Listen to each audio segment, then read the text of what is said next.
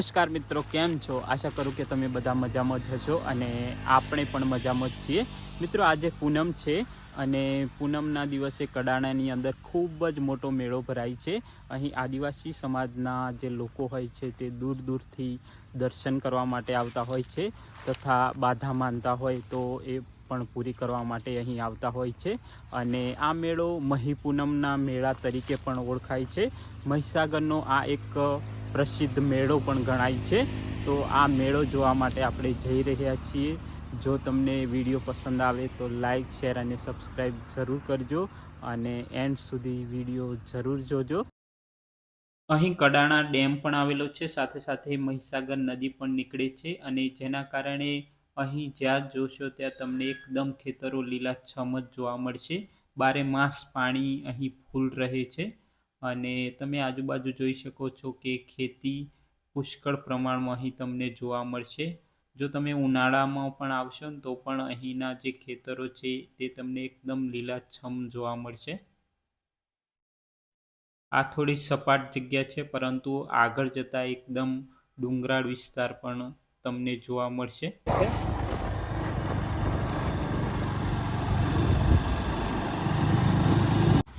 મિત્રો, અહીંથી કડાણા હવે ફક્ત 5 કિલોમીટર બાકી છે અને અહીં તમે જોશો તો આ જંગલ એરિયા આવી ગયો છે. તમે પણ જો આ બાજુ આ વિસ્તારમાં ન આવ્યા હોય તો જોવા માટે જરૂર આવજો. અહીં જ્યાં જોશો તો તમને પાર્કિંગની સુવિધા જોવા મળશે.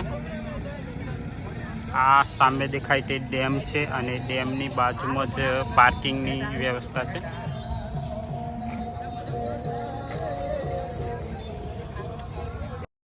આ મેળાની અંદર સૌથી વધારે તમને આદિવાસી સમાજના લોકો જોવા મળશે. ગુજરાતના તો હોય છે જ, પરંતુ સાથે સાથે MP છે અને રાજસ્થાનની સરહદ પણ નજીકમાં જ લાગે છે, જેના કારણે ત્યાંના લોકો પણ આ મેળાની અંદર આવતા હોય છે. આદિવાસી સમાજના લોકો બાવજીની જે બાધા માનતા રાખતા હોય છે તે માનતા પૂરી કરવા માટે આજે આવે છે. મિત્રો, આ મેળાને મહી પૂનમનો મેળા તરીકે પણ ઓળખવામાં આવે છે.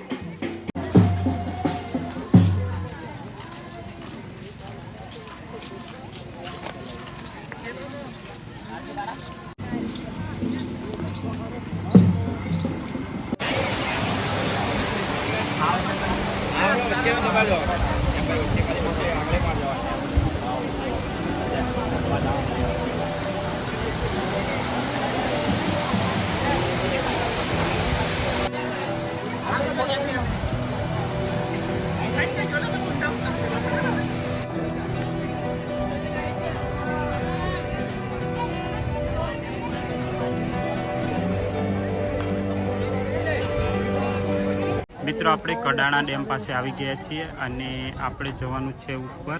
આ રીતનો રસ્તો છે. ઉપર જોશો તો આ રીતે છે, તમને દેખાશે. અહીં રહીને સામે જોશો તો લોકો ઉપર જતા તમને જોવા મળશે અને આ બાજુ આવેલું છે ભેડ કોટલિયા બાવજીનું મંદિર છે અહીં. તો ચાલો આપણે ધીરે ધીરે આગળ વધીશું.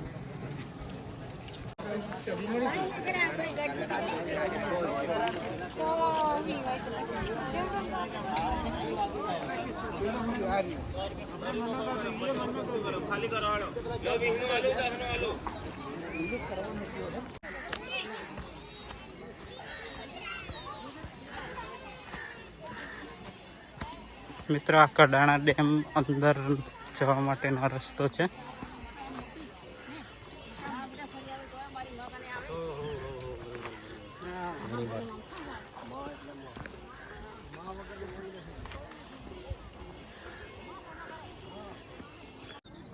મિત્રો, આ કડાણા ડેમના અંદરનો વ્યૂ છે.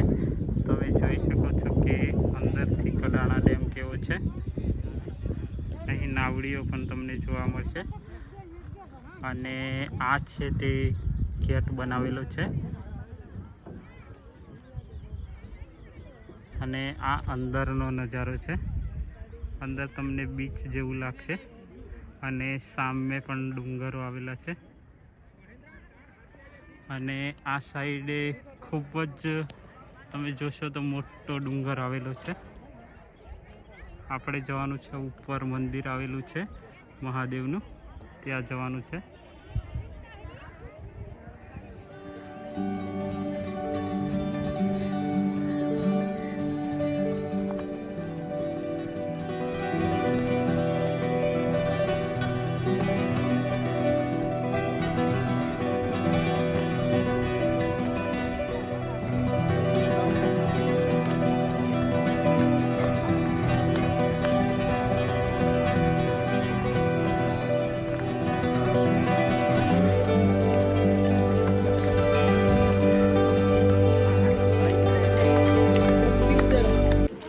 જ્યારે આપણે ડુંગર ઉપર જશું તો આપણને રસ્તાની અંદર વચ્ચે જોવા મળશે ભેકોટલિયા બાવજીનું મંદિર. અને આ મંદિરના દર્શન કરી ત્યાર પછી આપણે ઉપર મહાદેવના દર્શન કરવા માટે આગળ વધીશું.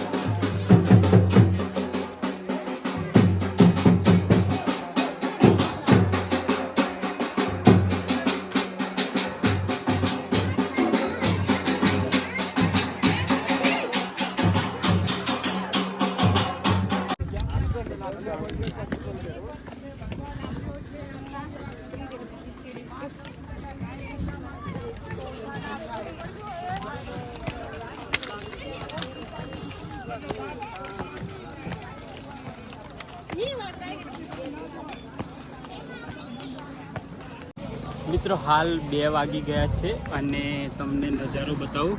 આ સાઈડ જોશો તો પણ તમને પાણી જોવા મળશે. અને અહીં જોશો તો બધા ઉપર જઈને દર્શન કરીને પાછા વળી ગયા છે. આપણે ઉપર જઈશું, પરંતુ અહીં તમે જોઈ શકો છો કે અહીં કેવો માહોલ છે. જ્યાં જુઓ ત્યાં તમને લોકો આવતા જતા જોવા મળશે અને ચારે બાજુ તમને ડુંગરો જ જોવા મળશે. તો ચાલો હવે આપણે પણ ઉપર જઈશું.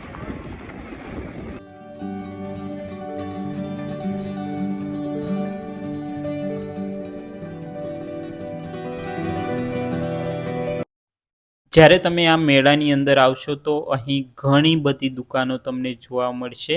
વાત કરવામાં આવે તો ઘોડિયાર ગામની અંદર પણ ઘણી બધી દુકાનો આવેલી હોય છે. અને સાથે સાથે આ બાજુ જ્યારે તમે કડાણા સાઈડ આવશો તો અહીં પણ તમને ઘણી બધી દુકાનો જોવા મળશે, જેની અંદર ઘર વપરાશની વસ્તુઓ, જીવન જરૂરી વસ્તુઓ, પ્રસાદી છે તથા કટલરીનો સામાન પણ અહીં મળે છે.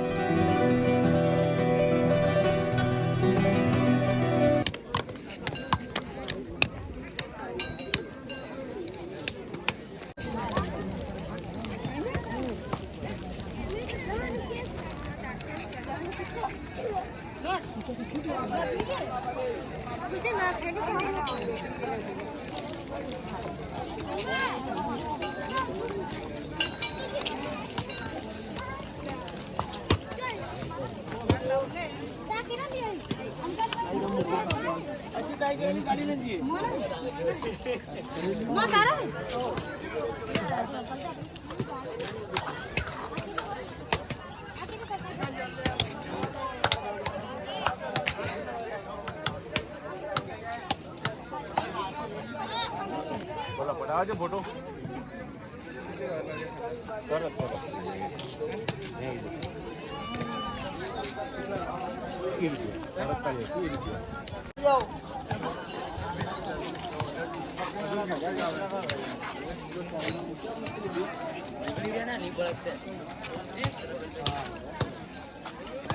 જો દાદાના પ્રસાદ ખાલી 20 રૂપિયા છે, ખાલી 20 રૂપિયા છે ભાઈ.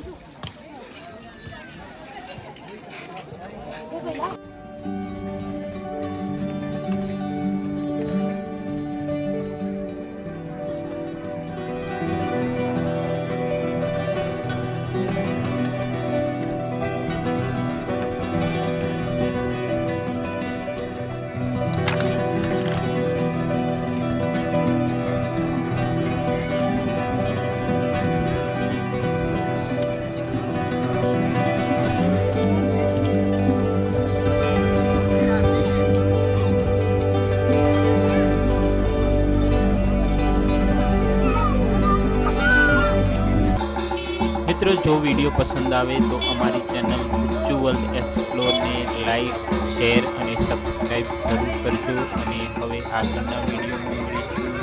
ત્યાં સુધી જય હિન્દ, વંદે માતરમ.